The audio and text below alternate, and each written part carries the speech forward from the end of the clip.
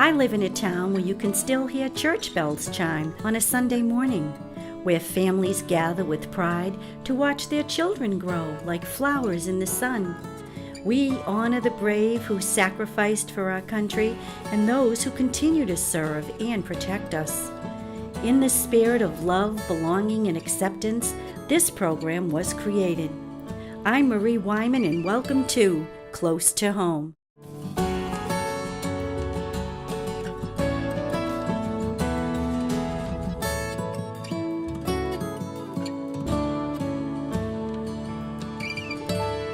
Hello, and welcome to Close to Home.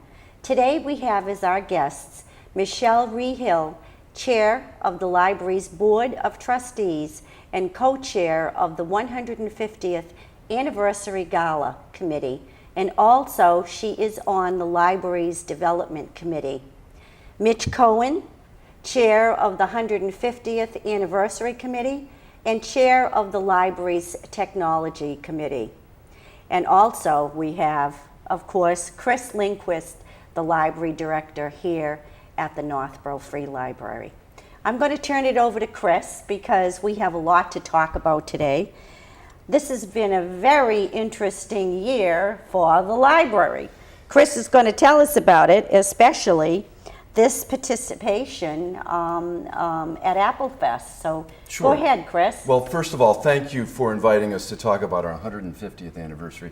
It's amazing to think about the library was established in 1868, way before any of us were born, right? But it's an amazing accomplishment. We've been serving the community for 150 years. So this is a whole year-long series of events that we're kind of sponsoring to celebrate our anniversary. Applefest was kind of one of the major events in this celebration. And we had a couple things happening. On Saturday at the street fair, we had a booth, and Mitch was there, as well as Michelle and others from the library board. And we were just basically talking about all the programs and services that we provide to the community. We also are conducting a survey, which is kind of in order to get feedback from the community about some plans we have with respect to our building.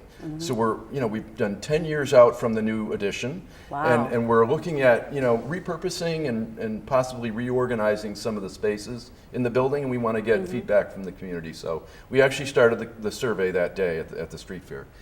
The next day, of course, we had the Applefest parade, and we were very prominently placed in the parade, and we had our book cart drill team. I saw that. And if you don't know about the book cart drill team, it's an amazing thing.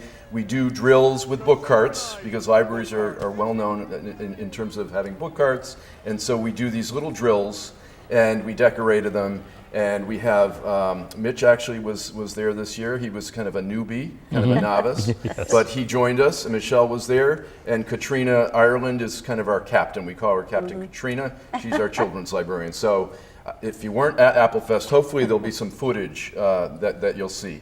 Now you talk about the repurposing of space. Yes. Now this is very interesting because this obviously is not your mother's library anymore, and it's not even the library that we grew up with. It's a library that has to take into consideration all the technological advancements That's right. that has happened over X amount of years. So tell us a little bit about what you mean by repurposing some It's space. a great question, so thank you. When you consider all the changes that have happened, say over the past 20 years, just in terms of technology, right, and the impact that has had on libraries, on the information field, that alone means that we have to continually adapt to the needs of the community in terms of our technology. Mitch is actually the chair of the technology committee, so we can talk a bit about some of the things that are happening. But as libraries change, as technology comes into play, we need to consider how the building should be adapted. What we know is that our meeting rooms and our study rooms are in high demand. Yes. And we also know that more and more people are accessing books and materials online using electronic resources. And so the size of our actual hard print collection will probably get smaller over time, and that will free up space so that we can have more space for, say, meetings or study areas. Right. So actually, what the library tries to do, and it's a tough thing, because we even talk about the attrition rate among restaurants and other venues in town. Right. To think that this has been a continuous process. That's right. And a boon to the community back in the day when we needed to go and look at a book, get our information, get our bibliographies. Exactly. I mean, this is an incredible thing to have this ongoing building. Sure. And the people in it, in the business. That's right. of making, books available and information. Correct. For 150 years. 150 years. And throughout that period of time, we have continued to evolve. I mean, libraries are evolving. We used to be repositories primarily right. of books and information. We are now more of a community center, the place where people come. We have programs, we have events, we have meeting room space, and it's really a community center where people can come and meet with their friends and family and, right. and their and basically talk about things that are happening in the community, learn about right. The world in which we live. So it is a community center, and that's kind of one of the new roles that we're playing. And you obviously know it's a vital part of the community when you pull up and you see little children go in, then you see the little older kids go in, Sure. the young adults go in. So it's a vital part of the community. It's alive, it's well, it's functioning. And in part, we have to thank the people at the library that work so hard to make this happen, and that's Chris and your our staff and our trustees. And for sure. everybody that works very hard, which we're very lucky here in Northborough. But I'm sorry, Chris, I wanted you to get all your Yeah, so I think this year is kind of a look back, and we're going to be talking about some history, and we're actually doing a special exhibit in November and December celebrating the history of the Gale Library and the Gale family, which the Gale family was the original benefactors of the library. Right, so right. we have them to thank for the Gale Library. And then we're going to be looking ahead and talking about some of the things that are kind of on the horizon in terms of our programs and services and technology, and in terms of the building as well. So it's kind of an opportunity to look back as well as look ahead. So you think that technology, and I know you wanted to bring in Mitch, and you want him to talk about some of the things that we feel that's vital to keep the library going. What do you think is the most important thing, Mitch, to... Sure. I mean, libraries change over time, and they always have. We think of libraries as depositories of books, the place you go to get a book. But even for the past 50 to 75 years, kids have become a central part of libraries. Sure. Before that, libraries typically didn't have children's spaces. And then they were added. Now everyone thinks, of course. I mean, every library has a kids section. Usually a very thriving and fun kids section, as we certainly do. We've got a great children's staff and a great children's area. Technology has been introduced, for the last 30 or 40 years, and that's changing the purposes of libraries to some extent. Books are still the central role of most libraries, but more and more people are reading things offline. We're helping people do that. You can borrow a Kindle from us, and we have services that the library can give you access to, so you don't need to buy your electronic books. You can get them for free. You borrow them the same way you borrow a physical book, but you borrow them for your electronic device or an electronic device that you've borrowed from us. And that's a wonderful thing to have as a resource. If someone can't afford to perhaps buy a Kindle, or they maybe can't afford to buy a number of other technological, And a lot of it is the education that even people that are familiar with how to use technology need some help from our staff, and we're happy to provide it for guiding people. Okay, how do you do the electronic borrowing? For people that grew up going to a card catalog and finding the card and then using the Dewey Decimal System to find their book. So we have to do those things, but that there are certain sections of the library that are getting a little bit less use, primarily reference, that it's so easy to do reference lookups at home on your computer, but there are other sections that are in high demand. Chris mentioned meeting room space. We have 2 primary meeting rooms in the library and another couple that are a little bit further back into the library. They get used constantly.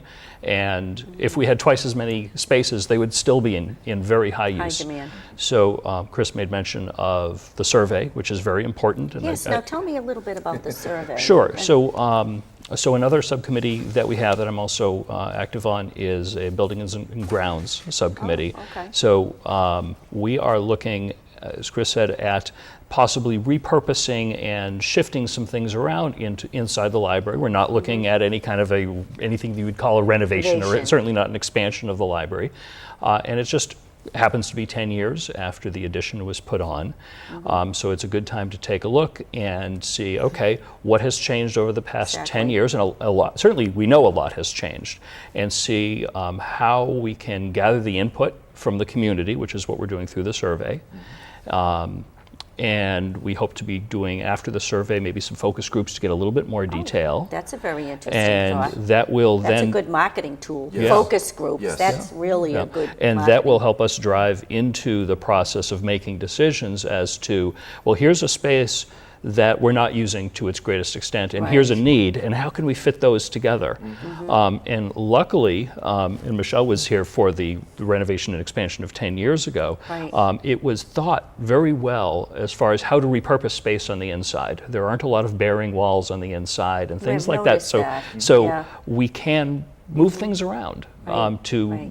to see what will work right and best for the next 10 or 20 or 30 years. So how do you get, you know, I know you have the feedback survey. Right. Sure. You have the feedback Yeah. survey. So you're getting the general population to get involved, which Yes. is a great thing. Sure. Because as we all know, sometimes we don't think of another person's needs. True. Right. And if that is a group of people that have the same need, we need to be aware of that. And oftentimes it's a kind of a communication thing, It and you is. really just have to put the right questions out there. Yeah, we certainly want to hear from people that use the library regularly to see how they are using it.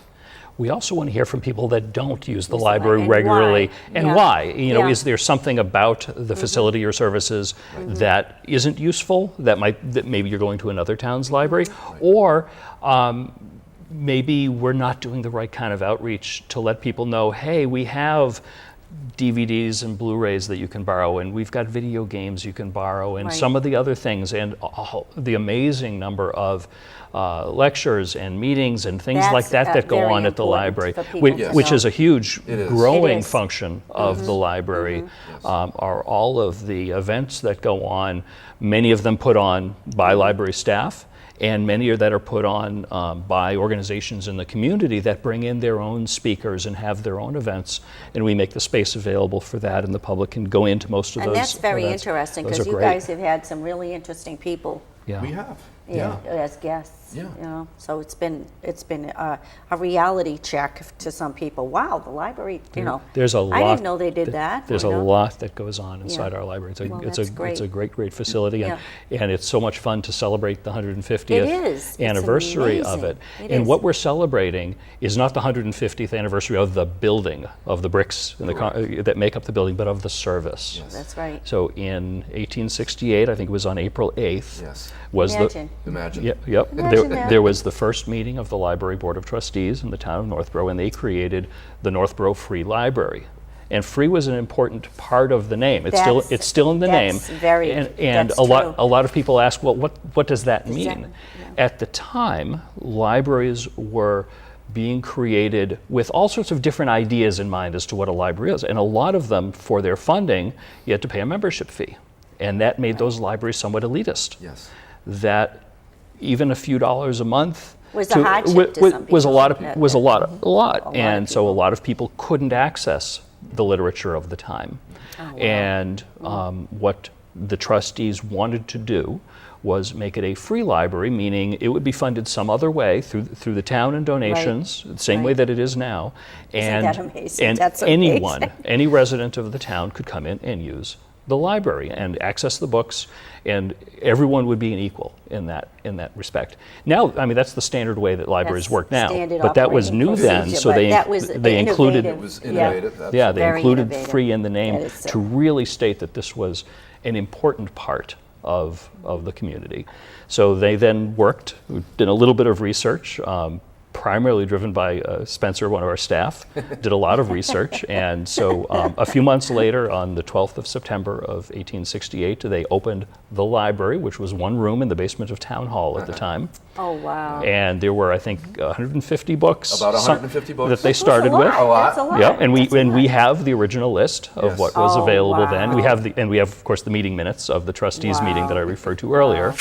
So we just celebrated the 150th anniversary of it, of the facility opening, the facility of the time, and the services being available. And being that books were so I guess scarce. They were. I mean, I you mean, know, yeah. 150. Yep, and that was quite a library. and they were expensive. So to make them available literally to everyone, not just the wealthy in town, but everybody in town Yeah, had equal wonderful. access. And so our 150th celebration started on the anniversary of that first trustees meeting when we held a birthday party at the library on April 8th, and continues for a year, culminating in April 6th. With the gala. With the gala. Yeah. And I don't know if Michelle wants to talk a little bit about the gala, because she's spearheading that event. Thank you. Sure. Yes, we are called, sorry, we've been doing events for the whole year since the birthday party. The culminating event is the gala that will be on April 6th. It will be at the Haven in Boylston. We tried to find a venue inside of Northborough that would accommodate the number of people that we expect to attend, and unfortunately couldn't, so we went as close to home as possible. Yeah, close to home. I like It the is close plug. to home. Thank you, Michelle. You're very Thank welcome. you. I You're like welcome. that. So the event, it will be a sit-down dinner with music and dancing, and we're hoping that we'll have a really good turnout. But as I said, it's the culminating event of a year-long celebration. Sounds wonderful. What's the dress code? Because girls are always interested in that, you know.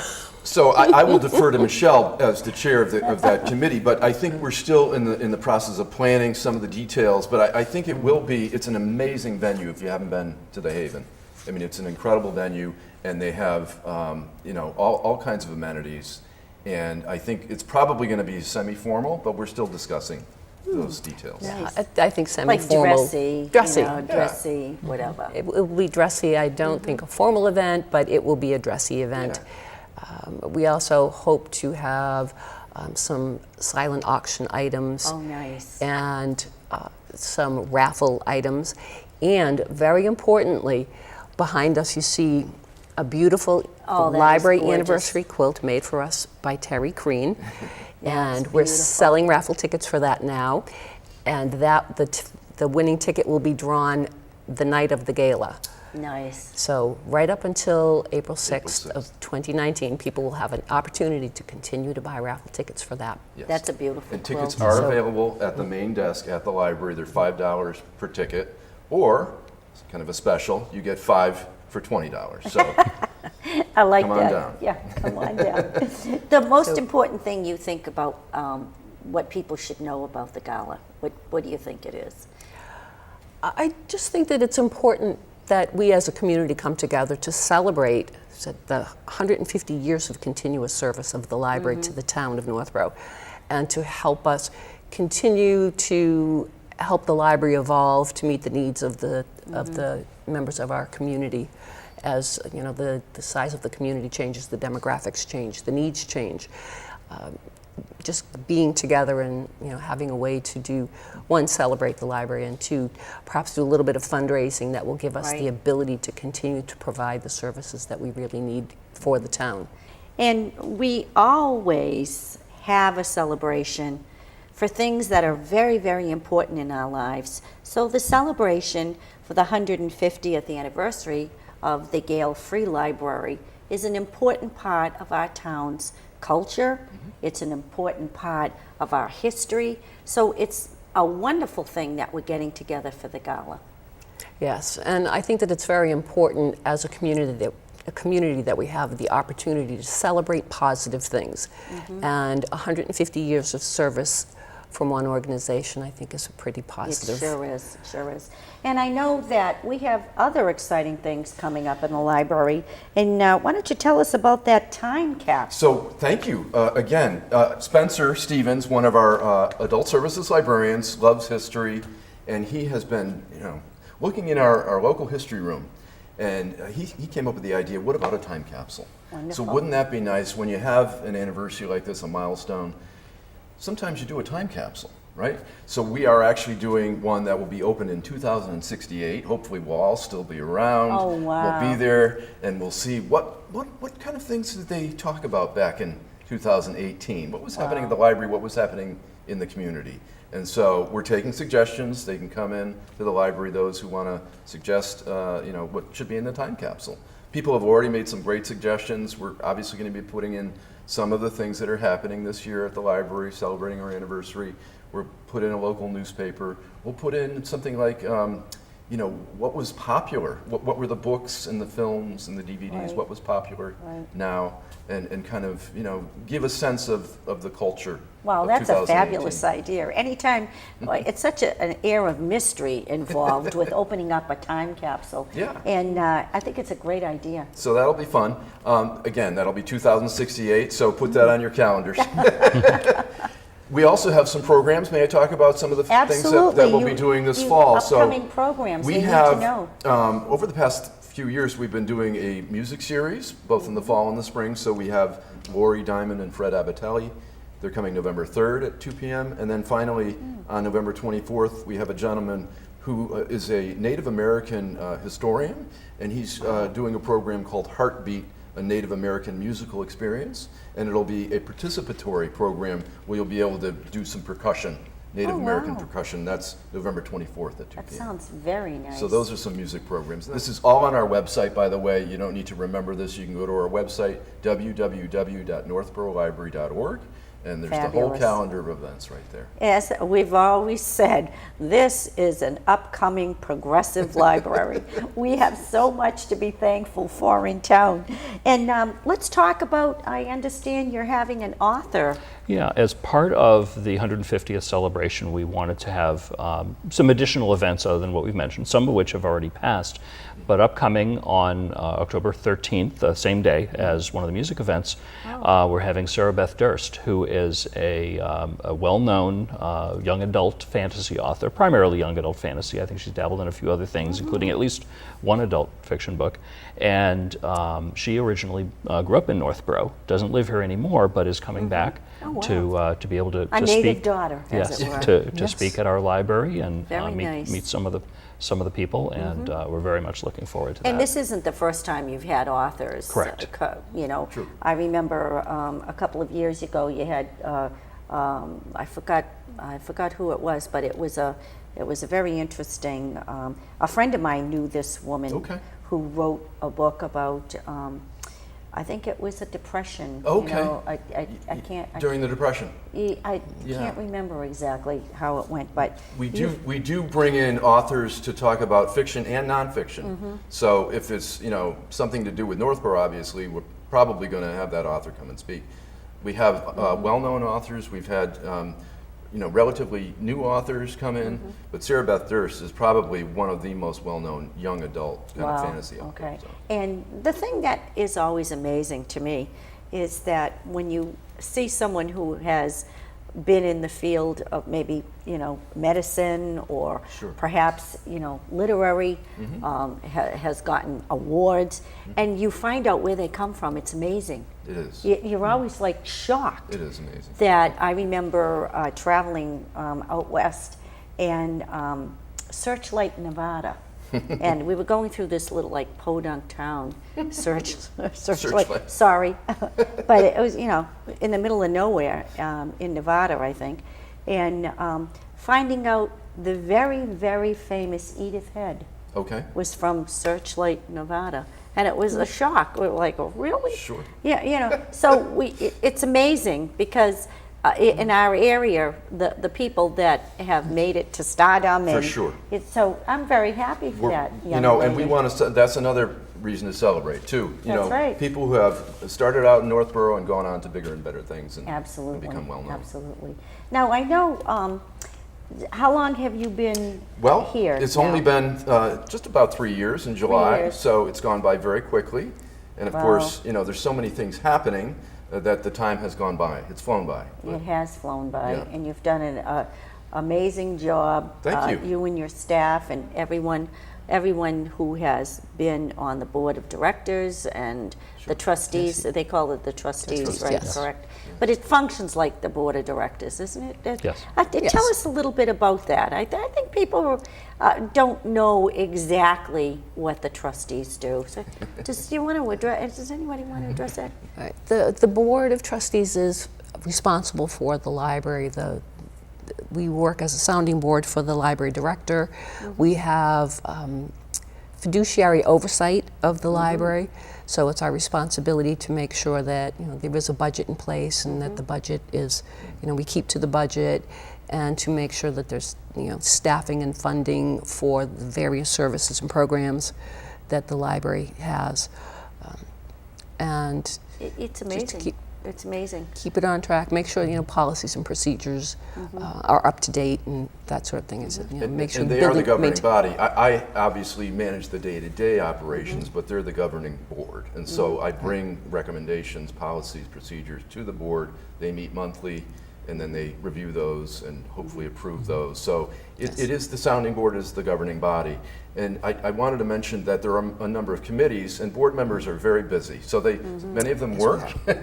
Some of them are substitute teachers and librarians, and some have full-time jobs. And they also come back at night, and they're in meetings, they're in trustee meetings, they have committee meetings in between the board meetings. So they're very busy, It's a and they're busy job. volunteers. They're volunteers. So Like any the civic duty. I Yep. mean, it's what makes this country great. It's what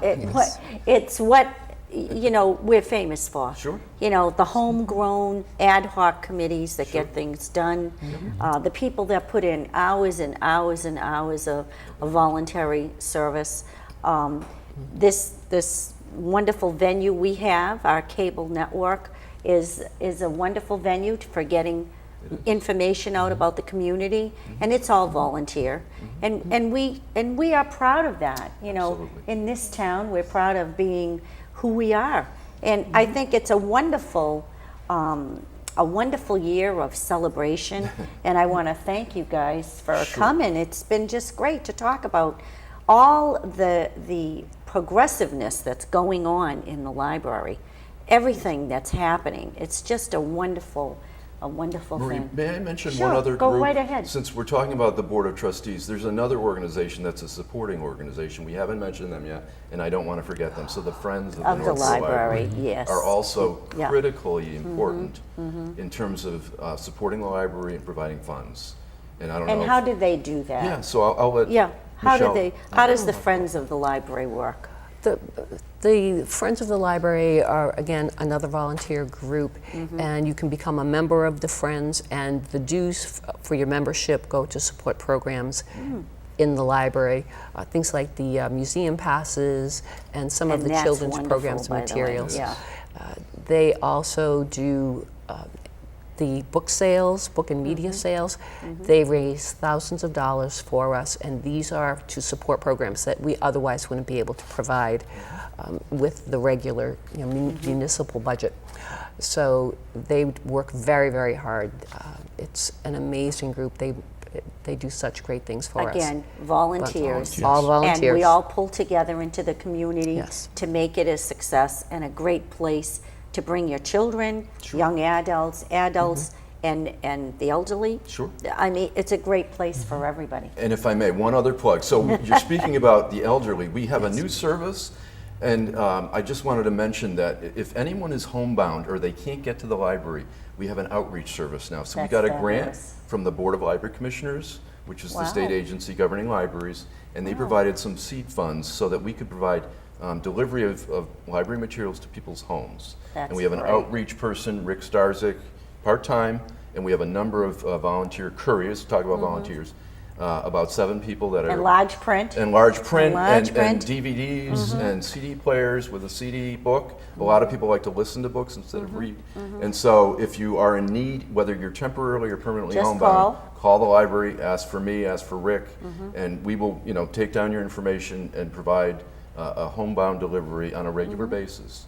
And that's My another dad was service. visually impaired, and it was a great service to be able to get him materials, because he was an avid reader, Yes. and so that's something that is Yes. wonderful. Well, our tagline is we say, your place to connect. So we want Absolutely. people to be able to connect to the library, whether it's online, in person, whether you need delivery at home. We want everybody to feel part of the community, and this is one way to connect. Well, I hope our viewers today are really involved with the library and support your local library. It is a wonderful facilitator. It is a place to go to get a myriad of things that you need in this technological society we live in. So don't forget the library, and I'm glad today that we had such articulate guests. Chris, he's been here before, and Thank you. he's done a great job. Thanks, Marie. And Michelle, thank you. It's been wonderful to meet you. And Mitch, it's wonderful to meet you too. Thank you. You too. And I want to thank everyone that made this program possible. The cable, we're here for you. And thank you for tuning in to Close to Home. Until next time.